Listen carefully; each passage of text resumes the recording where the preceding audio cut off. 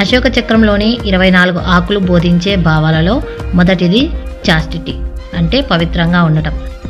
అతి సాధారణంగా సద్వర్తనతో జీవితాన్ని గడపడం. రెండవది హెల్త్ ఆరోగ్యము, శారీరకంగా మానసికంగా ఆరోగ్యంగా దృఢంగా ఉండటం. మూడవది పీస్ శాంతి, దేశంలోని ప్రతి పౌరుడితో శాంతి సామరస్యంతో మెలగడం. నాలుగవది సాక్రిఫైస్ అంటే త్యాగము, దేశం కోసం సమాజం కోసం ఎలాంటి త్యాగానికైనా సిద్ధంగా ఉండటం. ఐదవది మొరాలిటీ నైతికత, వ్యక్తిగత వృత్తిగత జీవితంలో ఉన్నత విలువలతో ఉండడం. ఆరవది సర్వీస్ సేవాభావం, దేశం కోసం సమాజం కోసం సేవ చేయటానికి సర్వం సిద్ధంగా ఉండటం. ఏడవది ఫర్గివ్నెస్ క్షమాగుణం, మనుషుల పట్ల జీవుల పట్ల అచంచలమైన క్షమాగుణం కలిగి ఉండటం. ఎనిమిదవది లవ్ ప్రేమ, దేశం పట్ల దేవుడి సృష్టిలోని ప్రతి జీవి పట్ల ప్రేమ కలిగి ఉండడం.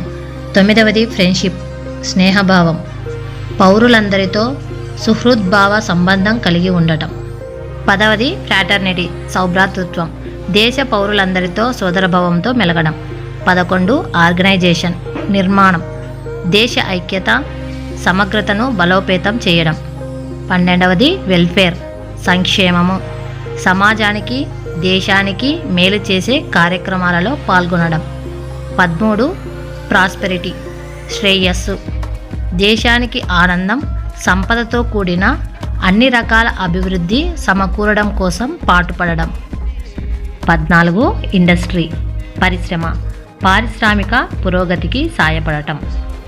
15వది సేఫ్టీ అంటే భద్రత, దేశ రక్షణ కోసం సదా సర్వం సన్నద్ధంగా ఉండటం. 16 అవేర్నెస్ జ్ఞానము, వాస్తవాలకు సంబంధించిన అవగాహన కలిగి ఉండటం, పుకార్లను నమ్మకపోవడం. 17వది ఈక్వాలిటీ సమానత్వము, సమానత్వ ప్రాతిపదికన సమాజ నిర్మాణానికి కృషి చేయడం. 18 ఆర్థిక పరిజ్ఞానము, డబ్బును ఉత్తమంగా వినియోగించే తెలివి నేర్పు కలిగి ఉండడం. 19 పాలసీ విధానము, దేశం నిర్మించిన విధానంపై విశ్వాసం కలిగి ఉండటం. 20వది జస్టిస్ న్యాయము, అందరికీ న్యాయం గురించి కృషి చేయడం. 21 కోఆపరేషన్ అంటే సహకారం, పరస్పరం కలిసిమెలిసి పనిచేయడం.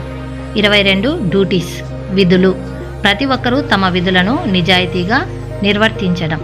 23 రైట్స్ అంటే హక్కులు, ప్రతి పౌరుడు తన హక్కులను సక్రమంగా వినియోగించడం, దుర్వినియోగం చేయకపోవడం.